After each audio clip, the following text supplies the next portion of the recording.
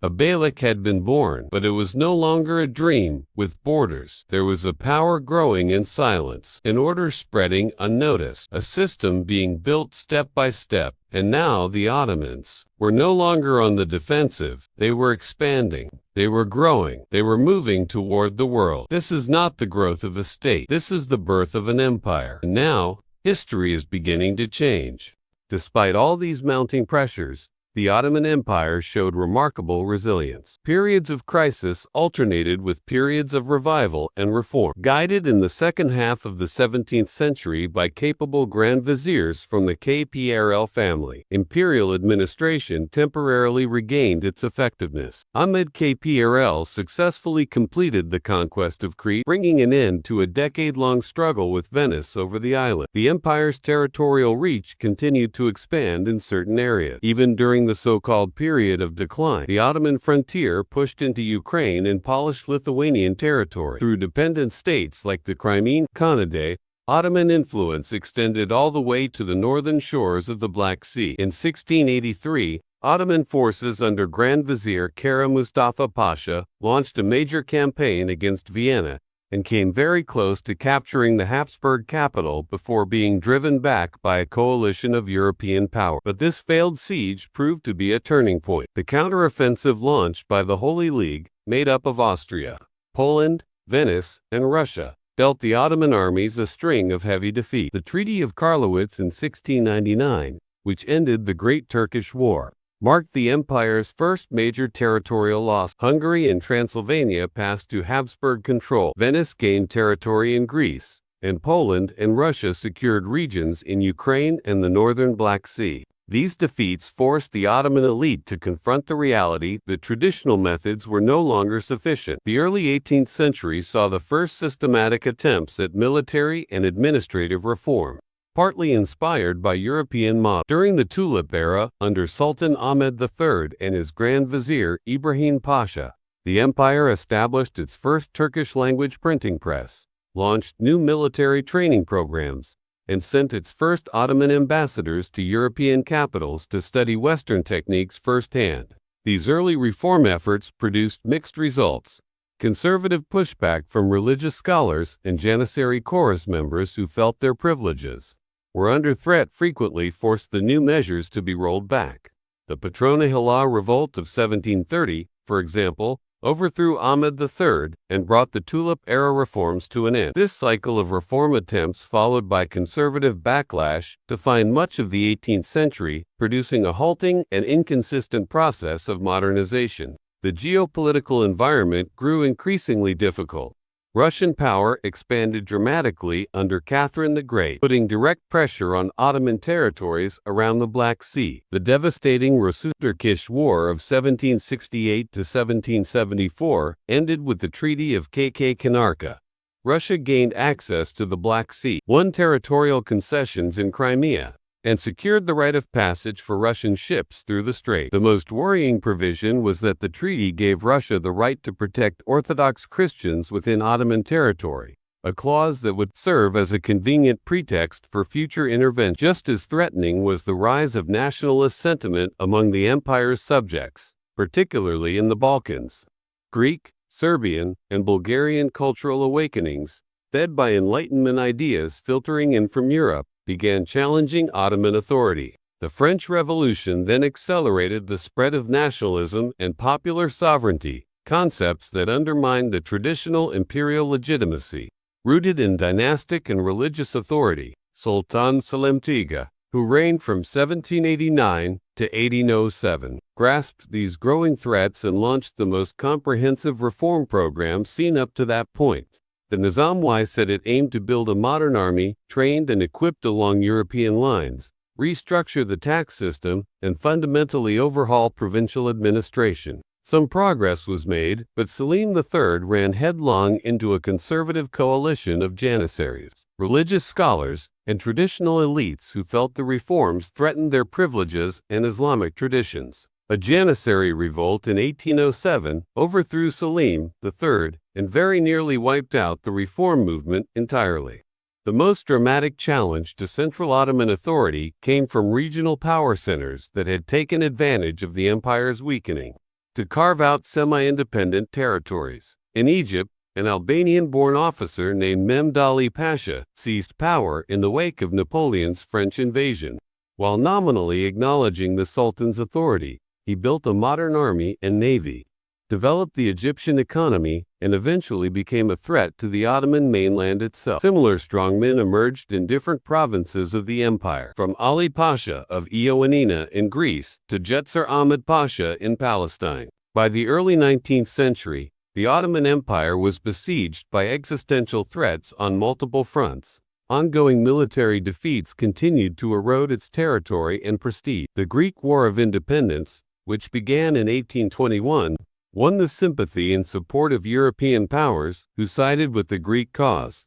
Russian forces repeatedly routed Ottoman armies and advanced to within striking distance of Istanbul. In 1829, Mehmed Ali's Egyptian forces invaded Syria and threatened Anatolia. By the 1830s, European diplomats were increasingly referring to the declining Ottoman state as the sick man of Europe, and debating how its territories might be divided up after what they expected to be its imminent collapse. Despite all this gloom, the empire would survive another century through a combination of internal reform, skillful diplomacy that played rival European powers off against each other, and the extraordinary resilience of its remaining territories and peoples. The period from the late 16th century to the early 19th century should therefore be understood not simply as a decline, but as a complex transformation of Ottoman power. While the empire lost its position of clear military superiority, it adapted to new geopolitical realities with remarkable flexibility.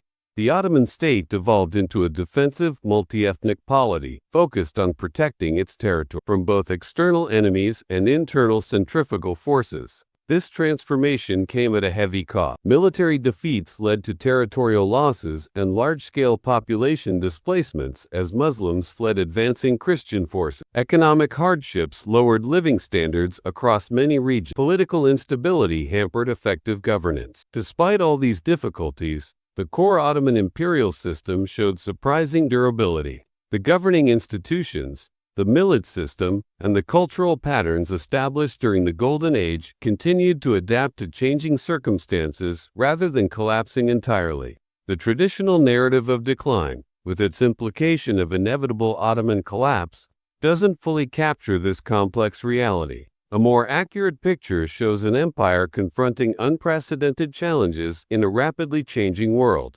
The military revolution in Europe, the transformation of global trade networks, the rise of nationalist ideologies, and the Industrial Revolution that would soon reshape the global balance of power. Given that many contemporary states disappeared entirely during this period, the fact that the Ottoman Empire survived these pressures at all speaks to the solidity of the structures built during its founding century. As the 19th century dawned, the Ottoman Empire stood at a new crossroad. It was clear that the old methods had failed. The path forward, however, remained uncertain. This next chapter of Ottoman history would be shaped by systematic and ambitious modernization and reform efforts that would transform the empire in ways its founders could never have imagined. Whether these transformations would keep the Ottoman state alive or accelerate its dissolution remained to be seen. The dawn of the 20th century, the Ottoman Empire was facing a painful reality. Its armies, which had once struck terror into Europe, had suffered defeat after defeat. Its territories were shrinking under pressure from European powers and nationalist movements. Its economy was struggling against foreign competition and internal weaknesses. Yet the empire refused to give up the ghost.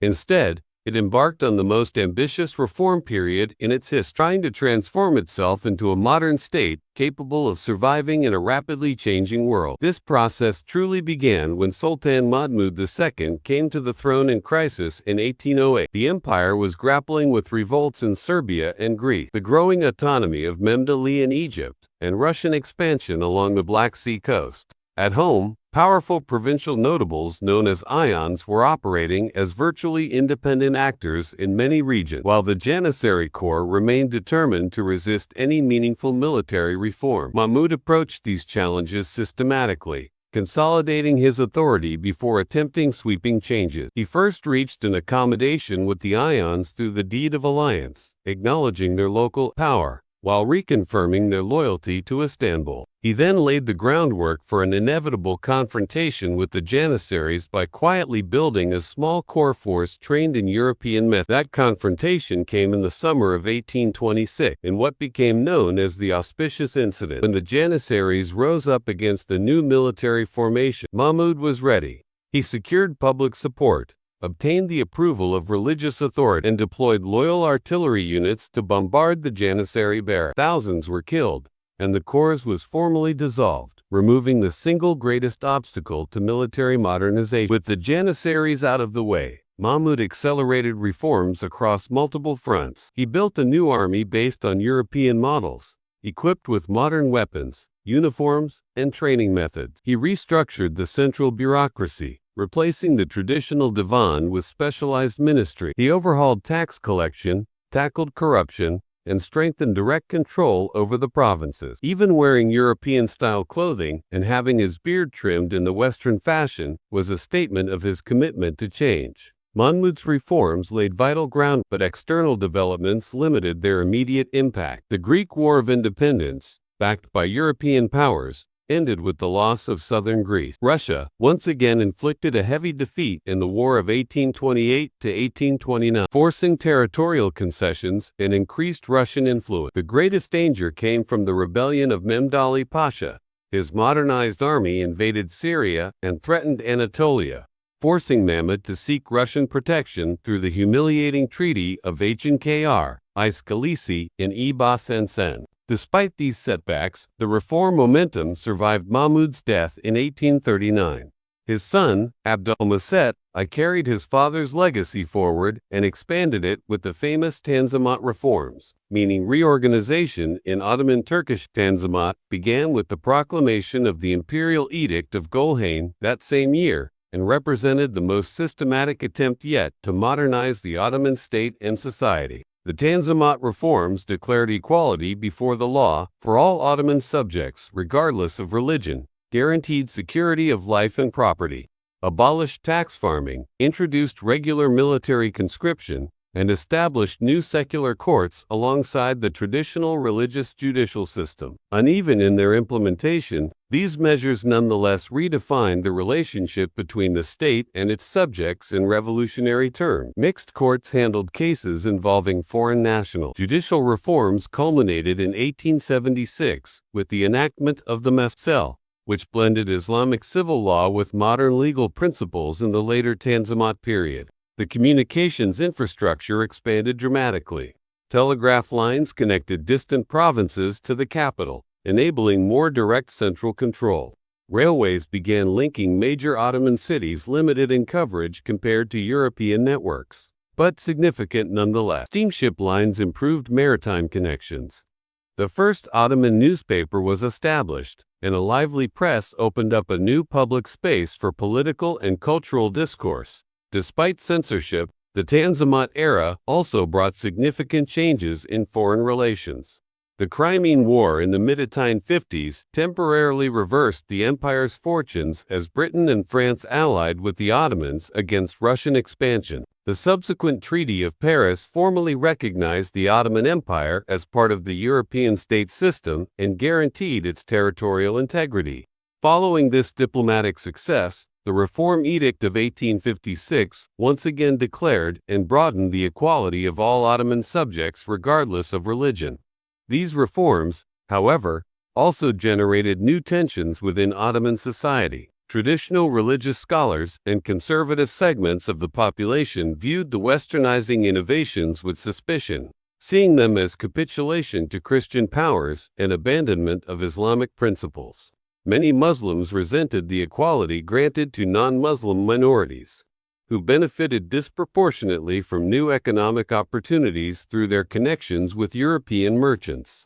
People in the provinces often experienced the reforms not as improvements but as increased tax burdens and military obligations. Economic difficulties further complicated the reform effort. The Ottoman Empire increasingly became a supplier of raw materials and a market for manufactured goods within the expanding European-centered global economy. Trade agreements going back to the 16th century had given European merchants preferential terms. stripping the Ottomans of the ability to protect domestic industry with tariffs. The empire took on foreign debt to finance modernization projects and cover budget deficits, and over time it began to lose its financial independence. This fiscal dependency reached a critical point in the autumn of 1875, when the Ottoman government declared partial bankruptcy. Unable to service its large foreign debt, it was forced 6 years later to accept the establishment of the Public Debt Administration, which gave foreign creditors direct control over a significant portion of Ottoman revenues. This arrangement stabilized Ottoman finances while further curtailing economic sovereignty. The mid-19th century also witnessed the emergence of new intellectual currents among the Ottoman elite, a group known as the Young Ottomans, including figures like Namik Kemal, Ibrahim Sinesi, and Zia Pasha, worked to reconcile Islamic principles with modern political concepts, advocating through journalism, literature, and political activism for constitutional government and greater political freedoms. They spread ideas of patriotism, liberty, and constitutional rule throughout educated Ottoman public opinion. These intellectual developments helped lay the ground for a short-lived constitutional triumph. Under the pressure of ongoing crisis in the Balkans and reformist elements within the state, the new Sultan Abdülhamid II proclaimed the empire's first constitution in December 1876, envisioning a parliament composed of representatives from across the empire. But this experiment in constitutional monarchy was brief. Using the Russian War as a pretext, Abdülhamid suspended the constitution after only 2 sessions of parliament and began a 30-year period of personal rule. The Russo-Turkish War dealt yet another heavy blow to Ottoman power. Russian forces were stopped at the gates of Istanbul only by diplomatic pressure from other European powers. The resulting Treaty of San Stefano called for the creation of a large Bulgarian state under Russian influence and recognized the independence of Serbia, Romania, and Montenegro. Although the Congress of Berlin softened these losses somewhat, the empire still had to give up significant territories in the Balkans, the Caucasus, and eastern Anatolia. These territorial losses triggered massive population movements. Hundreds of thousands of Muslims fled Russian and newly independent Balkan territories into what remained of the Ottoman lands, bringing a major refugee crisis and fundamentally altering the empire's demographic makeup.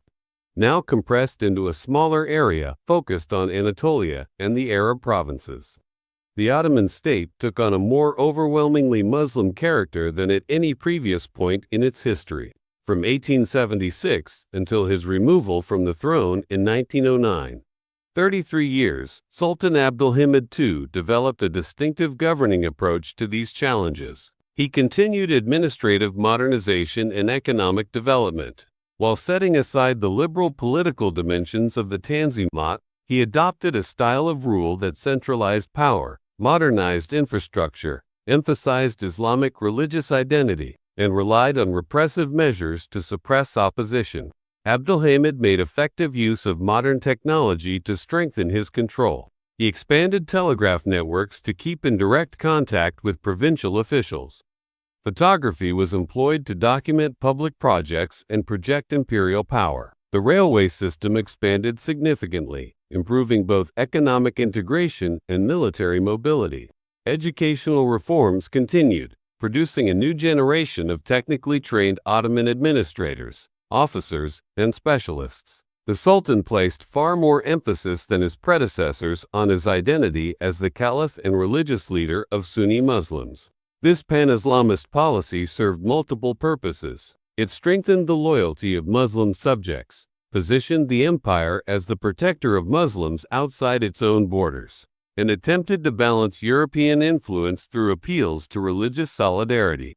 Abdülhamid cultivated relationships with Muslims in British India, Russian, Central Asia, and Southeast Asia, causing serious concern among colonial powers about the possibility of Muslim uprisings. Yet all these innovations came intertwined with increasing repression and restriction. Censorship tightened, political opposition was suppressed, and an extensive network of agents kept potential dissidents under surveillance. Liberal intellectuals went into exile, continuing to advocate for constitutional governance from Paris, Geneva, Cairo, and London.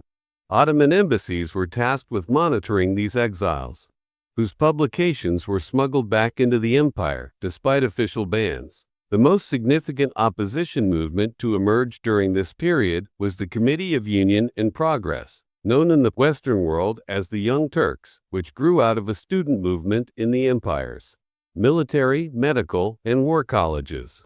Initially, the movement brought together Turks, Arabs, Albanians, Circassians, and representatives of other communities united by opposition to Abdülhamit's autocracy and commitment to constitutional governance.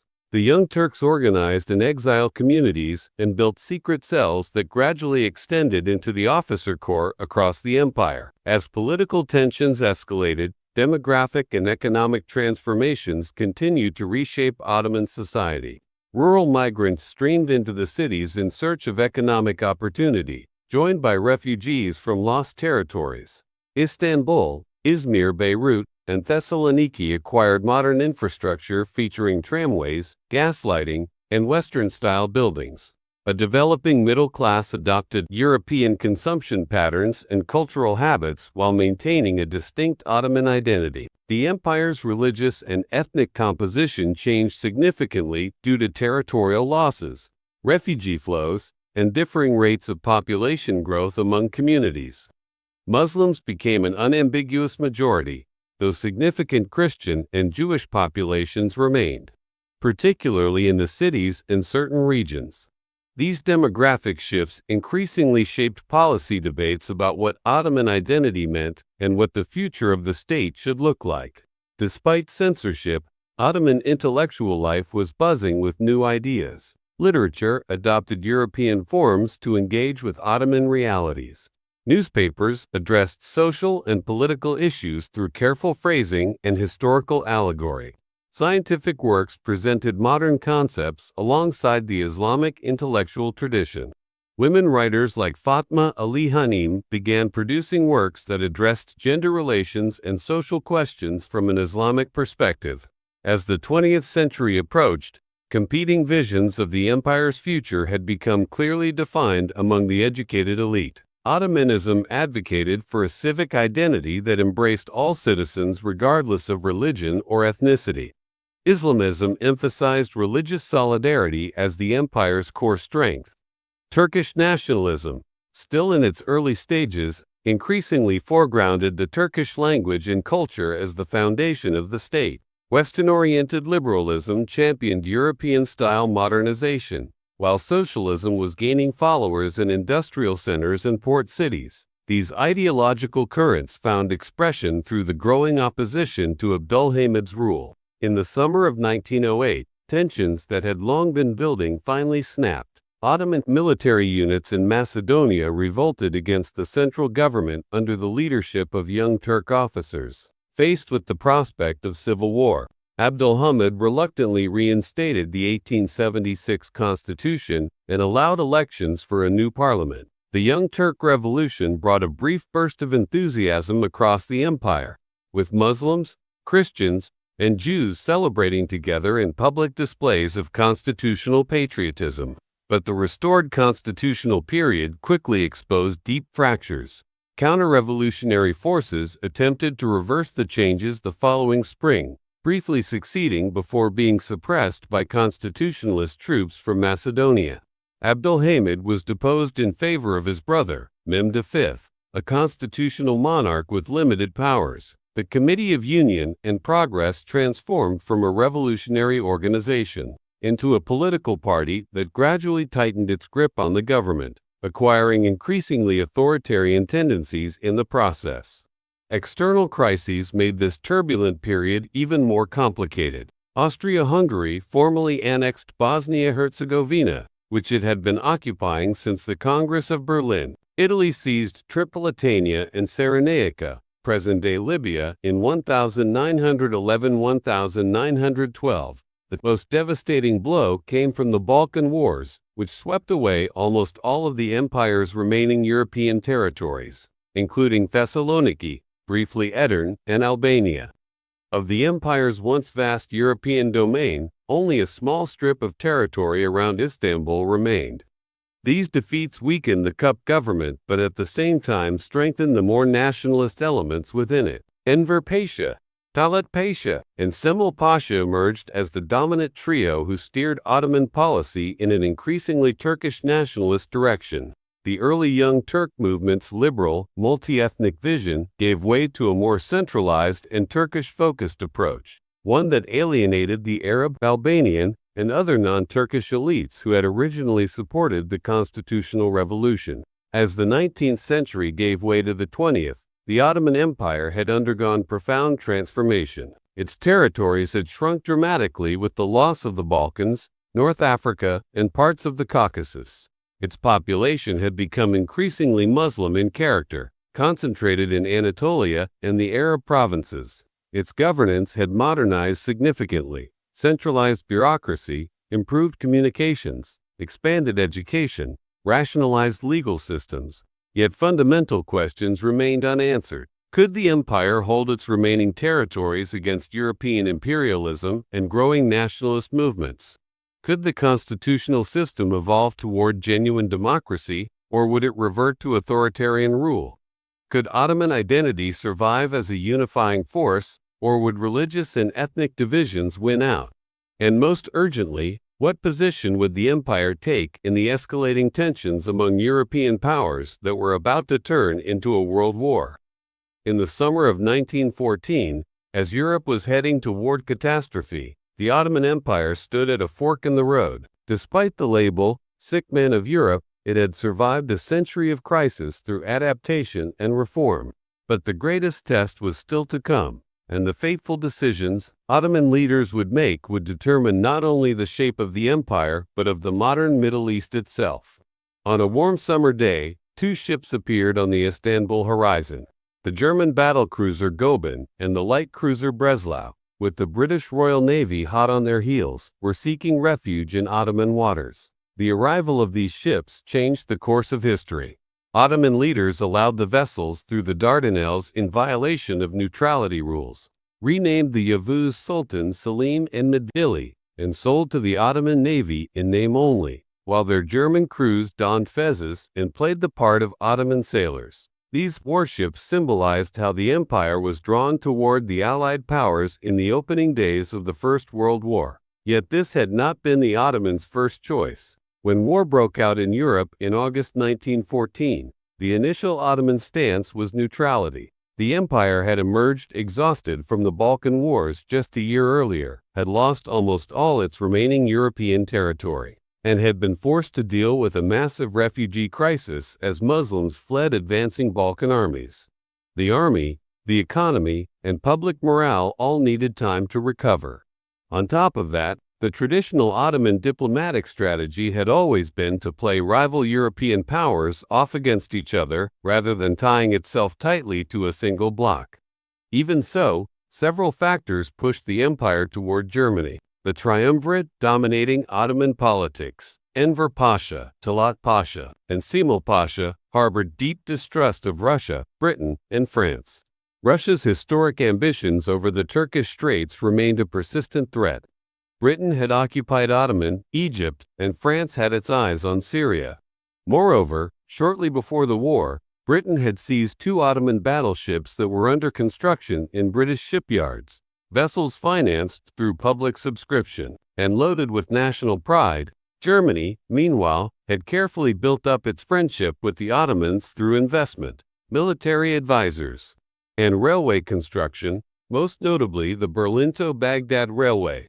Kaiser Wilhelm II had visited Istanbul twice, presenting himself as the protector of Islam against other European powers, through officers like General Liman von Sanders, who oversaw the modernization of the Ottoman armed forces.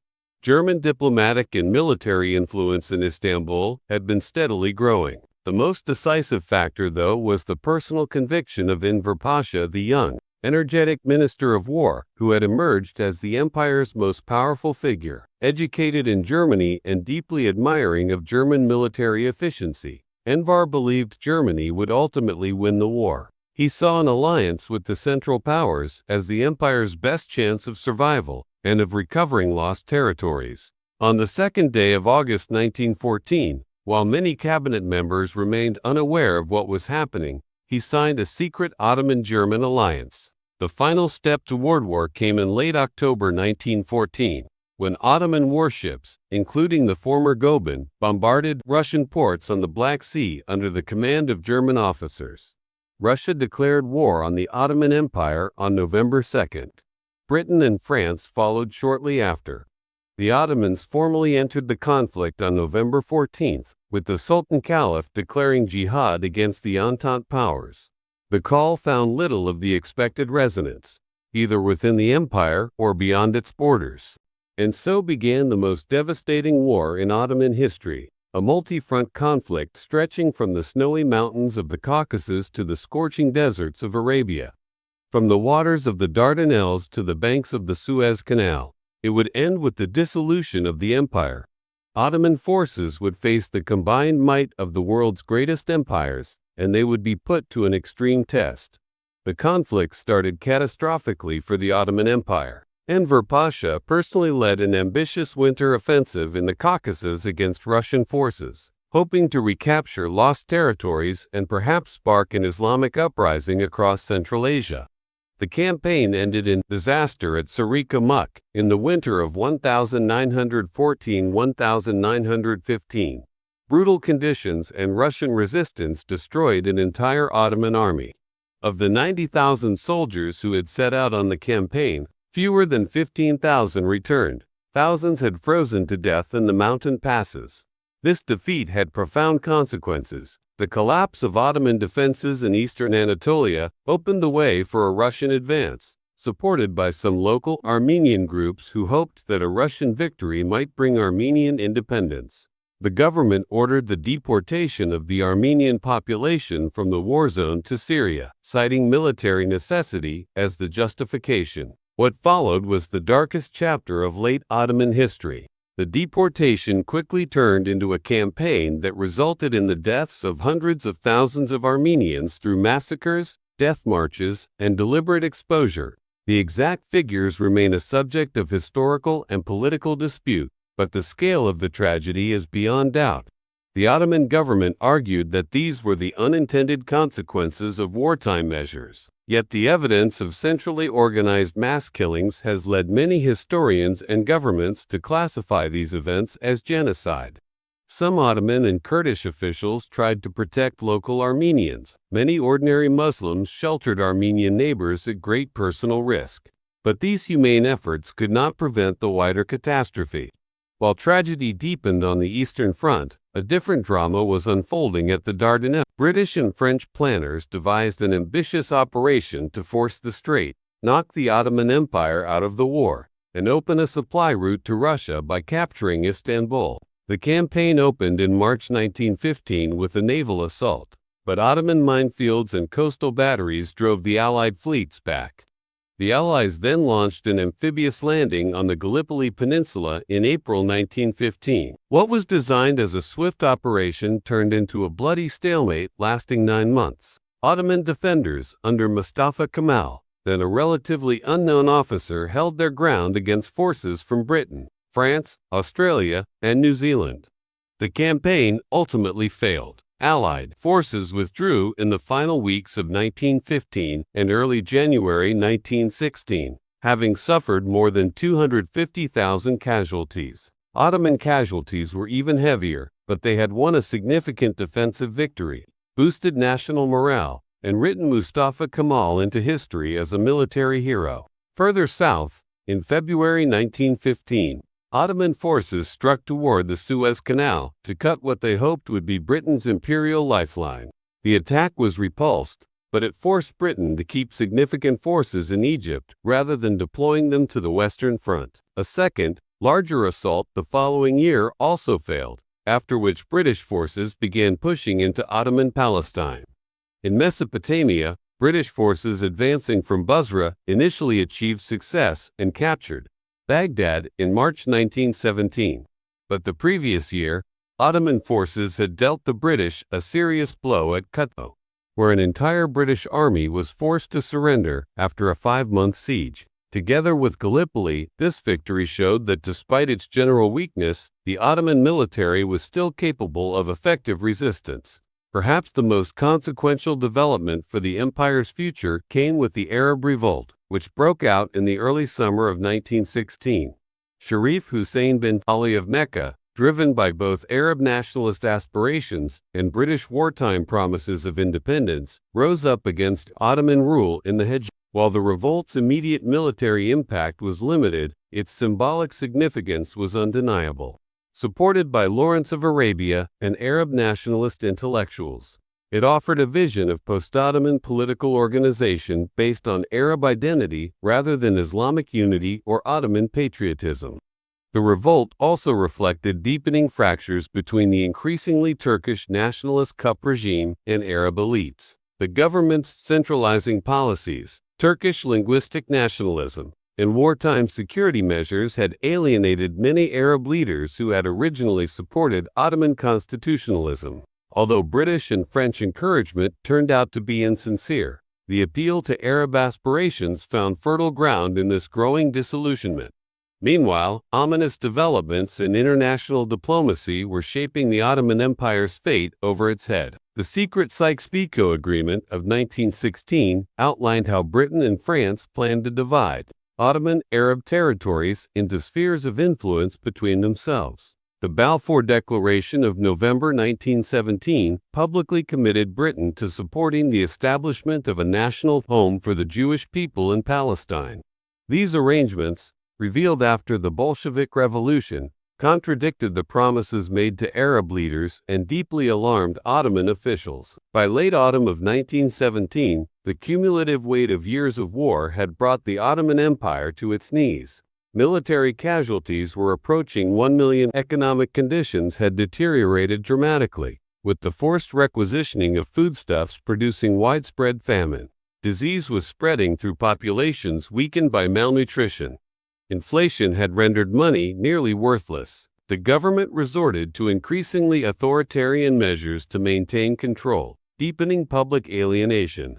Germany's influence over Ottoman affairs continued to grow as the empire became ever more dependent on its ally for military and economic support. Despite this picture of collapse, Ottoman forces continued fighting effectively on multiple fronts. They repeatedly slowed the British advance in Palestine, though the front was finally broken at the Battle of Megiddo in September 1918. In Mesopotamia, they conducted skilled defensive operations against a materially superior enemy. On the Caucasus front, Russia's collapse following the Bolshevik Revolution of 1917 gave Ottoman forces the opportunity to recapture previously lost territory and briefly advance deep into the Caucasus until British pressure forced them to stop. The situation at home, however, continued to deteriorate. By October 1918, with Germany visibly heading toward defeat on the Western Front and British forces advancing rapidly in Syria, the Ottoman government had to face reality. Talat Pasha's cabinet resigned on October 14th, and the new government, under Ahmed Izzet Pasha, requested an armistice. On October 30th, 1918, Ottoman representatives signed the Armistice of Mudros aboard a British warship, bringing the empire's participation in the war to an end.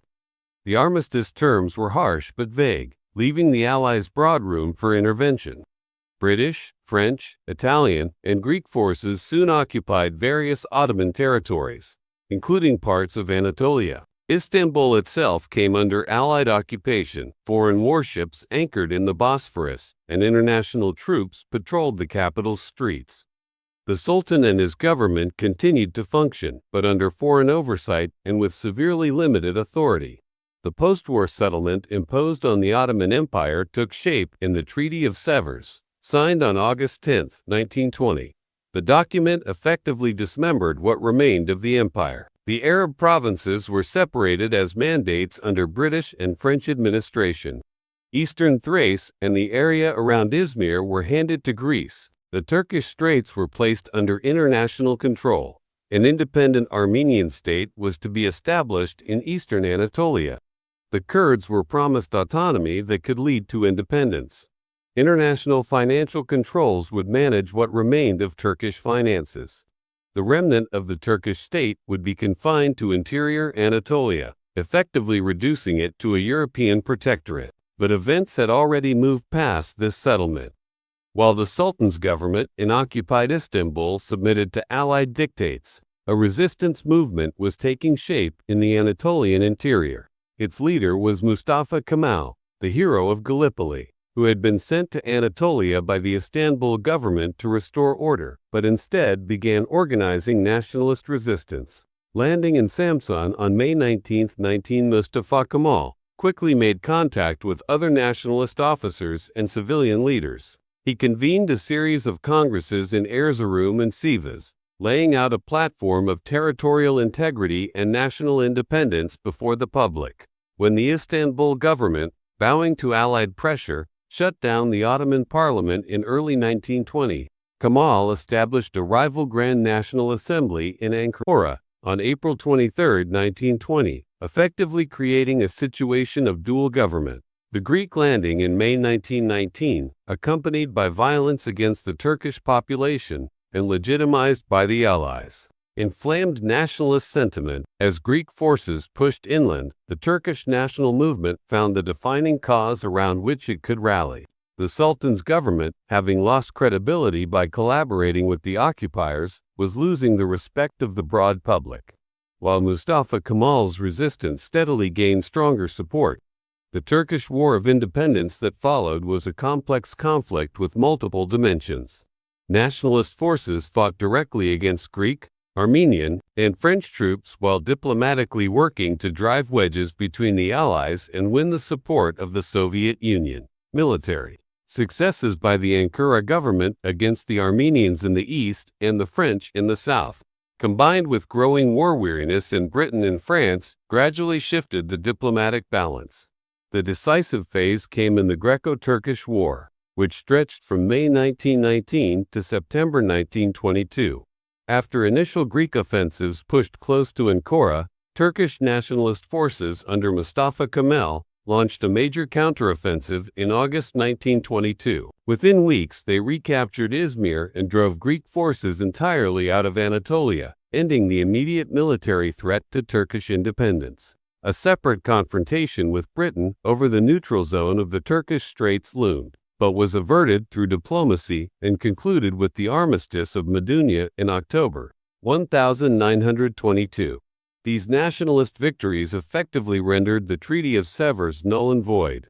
The Allies invited both the Istanbul and Ankara governments to a conference in Lausanne to negotiate a new settlement. Even before it began, the Grand National Assembly of Turkey took a historic decision on November 1, 1922, formally abolishing the Ottoman Sultanate and separating the Sultanate from the Caliphate. The last Ottoman ruler, Sultan Mehmed V, left Istanbul aboard a British warship on November 17, 1922, bringing to an end a dynasty that had reigned for 623 years. After months of difficult negotiations, the Treaty of Lausanne, signed on July 24, 1923, recognized the new Republic of Turkey as a fully independent state within borders closely resembling those of modern Turkey. The Treaty of Sèvres was rendered null and void. There would be no independent Armenia or Kurdistan. Greek claims to Turkish territory were abandoned as well.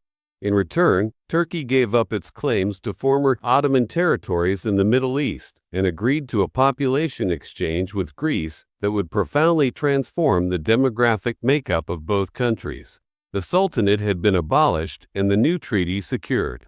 Mustafa Kemal and his allies moved to formalize the new order. On October 29, 1923, the Grand National Assembly of Turkey officially established the Republic of Turkey, declaring Ankara the capital and Mustafa Kemal its first president. The Caliphate, temporarily retained as a purely religious office, was abolished in March 1924, severing the last institutional link with the Ottoman past. And so more than 6 centuries of Ottoman rule came to an end. An empire that had once governed 3 continents, dominated the eastern Mediterranean, and shaped world affairs for centuries had been compressed into a nation-state in Anatolia and a narrow strip of European territory. But from the ashes of this destruction emerged a remarkably resilient Turkish national identity and state structure that would prove its durability in the decades that followed. The Ottoman Empire had collapsed under the combined weight of external pressures and internal contradictions. European imperialism, rising nationalism among both Turkish and non-Turkish populations, persistent economic underdevelopment despite reform efforts, and the catastrophic impact of the First World War. All of these played a role, individually and together. Yet the empire's legacy would endure, shaping the development of successor states across the Middle East, the Balkans, and beyond in ways whose echoes can still be heard today. When the new Turkish flag rose over Ankara in 1923, the Ottoman Empire was formally consigned to history, its territories divided, its institutions dismantled, its last sultan sent into exile. Yet the legacy of 6 centuries of Ottoman rule could not be so easily erased. The empire had left an indelible mark on the lands it governed, shaping everything from borders to architecture, from culinary culture to music, from religious practice to cultural identity. This Ottoman legacy would prove to have a deep influence on the development of the successor states across the Middle East, North Africa, and the Balkans, and especially on the Republic of Turkey, born from its ruins. The most direct heir of the Ottoman legacy was the Republic of Turkey under the leadership of Mustafa Kemal, who would soon take the surname Ataturk, meaning father of the Turks. Having led the national liberation movement to victory, Ataturk now set about carrying out a revolution in peacetime, transforming the heartland of the Ottoman world into a modern nation-state grounded in Turkish national identity and secular governance. Ataturk's reforms were breathtaking in their scope and speed. In 1924, he abolished the caliphate, ending the Ottoman claim to religious leadership of the Islamic world. Religious schools were shut down and education brought under state control. A new civil code based on the Swiss model gave women equal rights in divorce and inheritance. The fez, once a symbol of Ottoman modernity, was banned as a relic of the past. The most sweeping change came in 1928, when the Arabic script that had been used to write Turkish for centuries was replaced by a modified Latin alphabet, severing one of the fundamental cultural links reaching back to the Ottoman era. All these changes were aimed at creating a distinctive Turkish national identity, independent of the Ottoman Islamic imperial heritage. State-supported historians built a narrative that foregrounded pre-Islamic Turkish history and pushed the Ottoman era to the margins. The Ottoman past was sometimes portrayed as a reactionary religious era of governance that had held back natural Turkish development. Official histories celebrated the Turkish War of Independence, not as a transformation from the empire, but as a complete break with it. Yet beneath this revolutionary rhetoric, significant continuities persisted. Many of the Republic of Turkey's institutions evolved directly from those of the late Ottoman period. The military, the bureaucracy, and the education system maintained recognizable Ottoman organizational characteristics despite ideological restructuring. The parliamentary system drew on the constitutional experiments of the late imperial period. However, revolutionary Ataturk's reforms continued. The top-down modernizing approach, pioneered by Ottoman reformers, stretching from Selim III to the Young Turks. Most fundamentally, the human material of the new republic came directly from Ottoman society. Ataturk himself and most of his close associates were products of Ottoman military and professional schools, shaped by late Ottoman intellectual currents. The emerging Turkish middle class that supported republican reforms had developed during the final Ottoman decades. Ordinary citizens across Anatolia carried Ottoman cultural patterns into the Republican era, regardless of official ideology. This ambiguous relationship with the Ottoman past characterized Turkish politics throughout the 20th century and beyond. During the early Republican period and the years of strict Kemalist orthodoxy that followed, official discourse minimized positive references to the Ottoman era. But by the 1980s, economic liberalization and political opening created space for more nuanced assessments of Ottoman history to emerge. Conservative and Islamist movements increasingly foregrounded various aspects of the Ottoman heritage as an alternative to Western-oriented Kemalism. This Ottoman revival gained momentum under the Justice and Development Party government that came to power in 2002. Recep Tayyip Erdogan, first as prime minister and then as president, frequently employed Ottoman symbols and references, positioning modern Turkey as the natural heir to Ottoman splendor. State-backed historical dramas romanticized Ottoman conquests and power. Ottoman anniversaries previously ignored by Republican governments were commemorated with ceremony. Neo-Ottoman architectural motifs appeared on public buildings, and Ottoman language courses were added to some school curricula. Critics saw this Ottoman revival as a challenge to Ataturk's secular republic, while supporters viewed it as a healthy reconnection with historical roots and cultural authenticity. Both perspectives contained a measure of truth.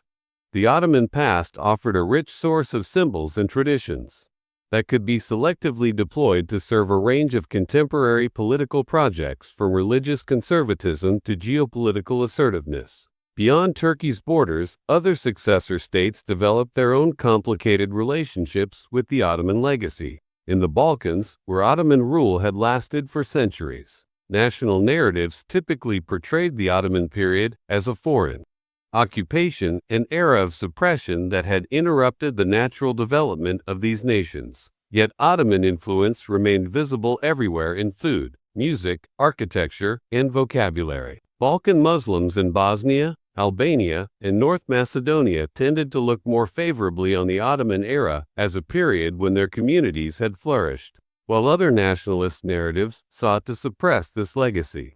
In the Arab world, the Ottoman legacy has been subject to significant reappraisal over time. Early Arab nationalist movements had partly defined themselves in opposition to Ottoman rule. After the First World War, the arbitrary borders that European powers drew dividing former Ottoman Arab provinces into separate states created new national identities that often rejected Ottoman-era connections. But by the late 20th century, some Arab intellectuals began revisiting the Ottoman period more positively, viewing it as an era of relative regional integration and Islamic governance before European colonialism. This reappraisal gained momentum after the 2011 Arab Spring uprisings, which brought questions of national identity and alternative political models to the fore. Ottoman administrative divisions were sometimes discussed in the search for more organic regional groupings than those imposed by the post-World War I settlement. Physically, the Ottoman legacy remains highly visible across former territories. Architectural masterworks from the great mosques of Istanbul to the border fortresses of the Balkans, from desert caravanserais to urban market complexes, testified to Ottoman power and artistic achievement. The urban fabric of many cities, from Sarajevo to Damascus, from Thessaloniki to Baghdad, still reflects Ottoman planning principles. Restoration efforts have intensified in recent decades, with Ottoman monuments increasingly recognized as valuable cultural heritage that transcends contemporary political boundaries. The culinary legacy of the former Ottoman geography has proven particularly durable, crossing political divides in a way that perhaps no other form of heritage can match. The Ottoman imperial cuisine that developed in palace kitchens, enriched by ingredients and techniques from across the empire, lives on in Turkish, Greek, Balkan, and Arab food cultures. Dishes like dolma, brek, baklava, and kayf appear across the old Ottoman territories with regional variations that transcend the political boundaries drawn in the empire's wake. The coffee ritual, carried to Europe through Ottoman mediation, continues to be a cornerstone of social life across the old imperial lands. Linguistic influences have also persisted across political boundaries. Turkish words survive in Balkan languages, Arabic, and Greek, particularly in the areas of administration, urban life, and cuisine. Modern Turkish, despite the language reforms that purged many Arabic and Persian elements under Ataturk, still bears traces of its Ottoman development within a multicultural empire. Religious developments in the post-Ottoman lands reflected both continuities with and departures from imperial patterns. The millet system's legacy of religious community autonomy influenced the arrangements of many successor states, though typically in weakened form. Religious institutions founded during the Ottoman period, from great mosques to neighborhood lodges, continued to serve their communities while adapting to new political contexts. In the Balkans, distinctive Islamic practices shaped by centuries of Ottoman rule continued to flourish among Muslim populations, creating unique regional expressions of faith. Geopolitically, many of the current tensions in former Ottoman regions have their roots in imperial administrative divisions, population movements, and the borders subsequently imposed by European powers. The Arab-Israeli conflict, Kurdish nationalist aspirations, the Cyprus dispute, Balkan ethnic tensions, all of these can be traced in part to the Ottoman period and to the traumatic transformations it underwent. During and after the First World War, the arbitrary borders drawn by European powers often disregarded Ottoman administrative units that reflected more natural geographic and demographic patterns. The Ottoman imperial model itself continues to influence political imagination in the region. For some Islamist movements, the Ottoman Caliphate represents a historical example of Islamic governance that embraced diverse populations. Pan-Arab nationalists have sometimes described the fragmentation of post-Ottoman Arab lands as an artificial division requiring reunification. In the Balkans, memories of Ottoman governance feed debates over European integration and regional identity. In Turkey, neo-Ottoman foreign policy orientations surface periodically, aiming to rebuild influence across former imperial territories. Academic understanding of the Ottoman Empire has evolved considerably since its dissolution. Early Western historiography frequently foregrounded decline narratives and Orientalist cliches, while nationalist historians in successor states downplayed the positive dimensions of Ottoman rule. But more nuanced approaches emerged in the late 20th century, recognizing the empire's sophisticated administrative systems, its pragmatic management of diversity, and its noteworthy cultural achievements.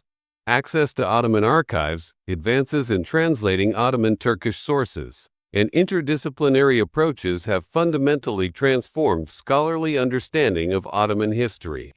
Popular culture has both reflected and shaped public perceptions of the Ottoman past. Historical novels, films, and television series set in the Ottoman period have multiplied, especially in Turkey, but internationally as well. Turkish productions like Magnificent Century, covering the reign of Suleiman the Magnificent, reached wide audiences across former Ottoman territories and beyond.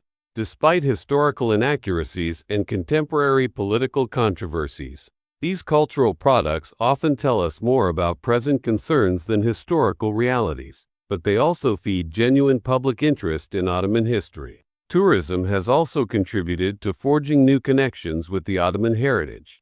Ottoman sites from Topkapi Palace in Istanbul to the Starry Most Bridge in Mostar have become major tourism destinations, with restoration projects often foregrounding imperial heritage. Gastronomic tourism, exploring Ottoman-influenced regional cuisines, has grown noticeably. All of this has both commercialized and revitalized the connection to the imperial past. The relevance of Ottoman history extends far beyond the old imperial territories. The Ottoman experience of managing religious and ethnic diversity within a single political system offers potential lessons for multicultural societies around the world. The Ottoman diplomatic balancing act between rival powers resonates in ongoing debates about multipolar international relations. The empire's capacity to adapt and evolve over 6 centuries despite periodic crises illustrates a form of institutional resilience worth studying in today's world of rapid global change. As the Republic of Turkey approaches its centenary, its relationship with the Ottoman past continues to evolve. Rather than simply rejecting or simply embracing the imperial legacy, contemporary Turkish society is engaged in a complex reckoning with Ottoman history, selectively interpreting its symbols, achievements, and traditions and adapting them to a modern national identity. Political leaders invoke Ottoman splendor, while historians investigate the intricate dimensions of imperial governance. Restoration projects highlight Ottoman architectural masterworks, even as debates about the treatment of minority populations remain live issues. This ambiguous relationship extends across all the old Ottoman lands, where imperial legacies remain visible in everyday practices that official narratives sometimes try to minimize. From the Balkans to the Arabian Peninsula, communities continue to reinterpret their connection to a shared imperial past that transcends the national borders now separating them. Despite a century of nation-building projects that have frequently defined themselves against Ottoman cosmopolitanism, the traces of imperial patterns persist in unexpected places. The Ottoman Empire, in the end, is not simply a historical political entity that rose, flourished, and fell. It represents a distinctive approach to governance, culture, and identity that took shape at the crossroads of Europe, Asia, and Africa. Its strengths and weaknesses, its achievements and failures, continue to influence regional development and offer potential lessons for our own time. Though the empire itself belongs to history, its legacy lives on in the lands and peoples shaped by more than 6 centuries of Ottoman rule, an indelible part of the mosaic that is the modern Middle East and Balkans. When we reflect on this legacy today, perhaps the most important insight is the Ottoman Empire's extraordinary capacity for adaptation. From its origins as a border principality to its peak as a global power, and through its final transformations, the Ottoman state continuously evolved in response to changing circumstances. Over more than 6 centuries, it absorbed diverse influences, managed complex diversity, and reimagined its institutions while preserving core continuities. This capacity for change within tradition allowed the empire to outlast most political systems. The story of the Ottoman Empire is not simply a narrative of rise and fall, conquest and defeat. It is a complex account of cultural synthesis, institutional innovation, pragmatic governance, and human experience across generations and geographies.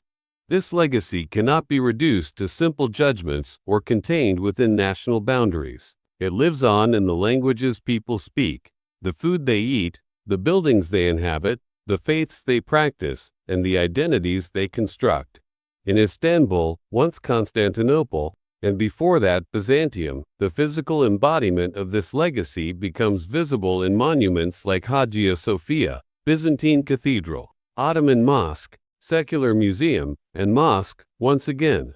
Each transformation adds layers of meaning rather than erasing what came before. This palimpsest quality characterizes the Ottoman legacy across its former lands, where imperial patterns remain visible beneath the structures of nation-states and the surface of modern politics. A century after the empire's collapse, at a time when we can view Ottoman history from a much wider perspective than those who lived through its traumatic final years, there are 2 things we should avoid: romanticizing it as a lost golden age, or dismissing it as an era of oppression and backwardness. The Ottoman Empire was a human institution, with all its achievements and failures.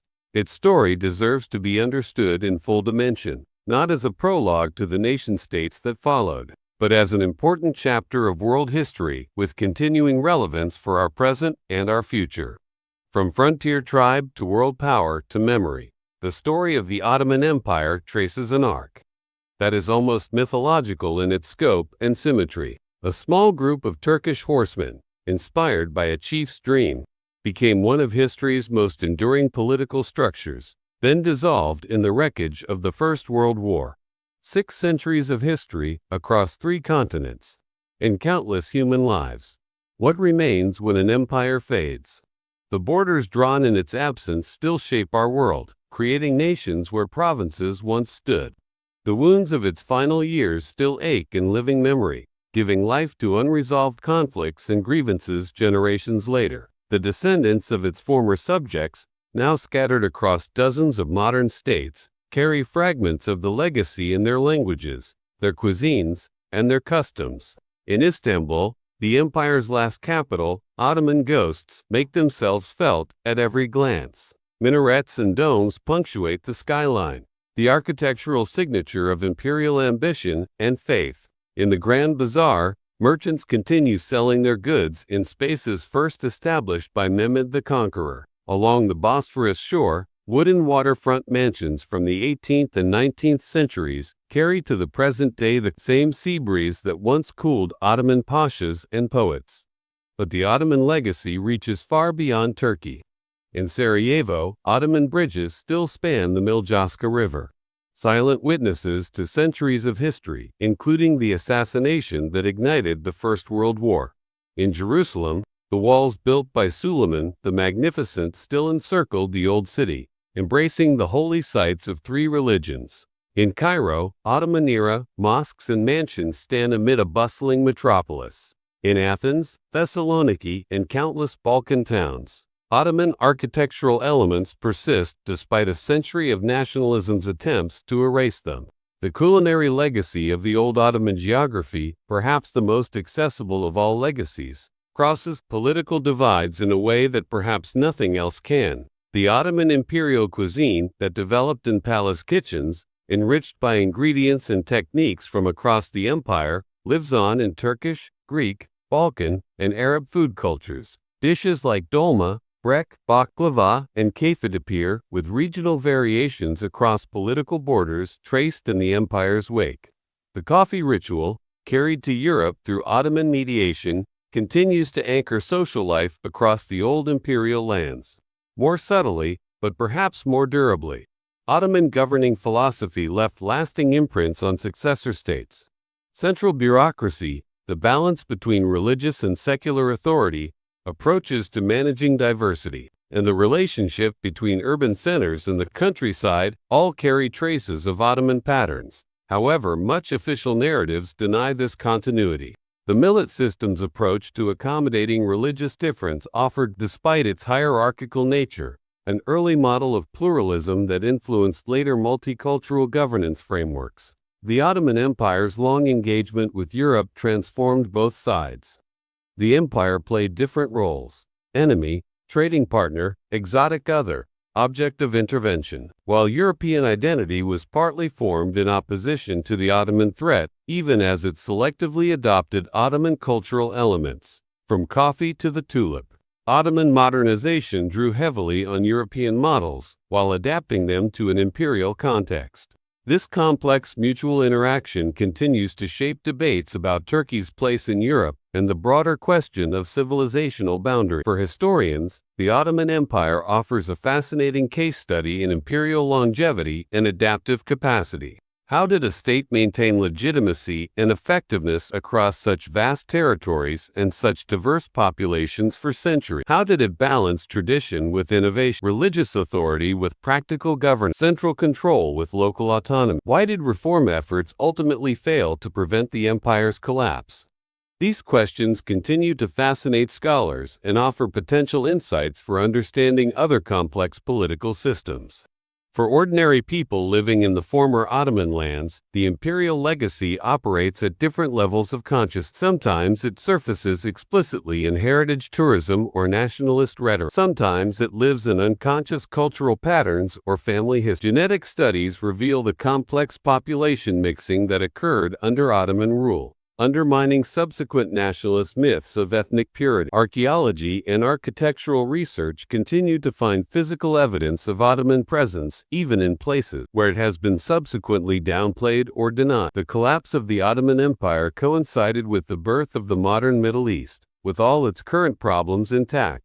The borders drawn by European powers to divide the former Ottoman territories frequently disregarded geographic, economic, and demographic reality, creating states that continue to struggle with questions of legitimacy and identity. The empire's collapse left power vacuums that movements ranging from Arab nationalism to political Islam have tried to fill, claiming to offer a more authentic alternative to systems imposed from the West. Perhaps the most poignant aspect of all is that the Ottoman Empire represents a world of pre-nationalist diversity and coexistence, however imperfect, before the transformative homogenizing forces of nationalism reshaped the region.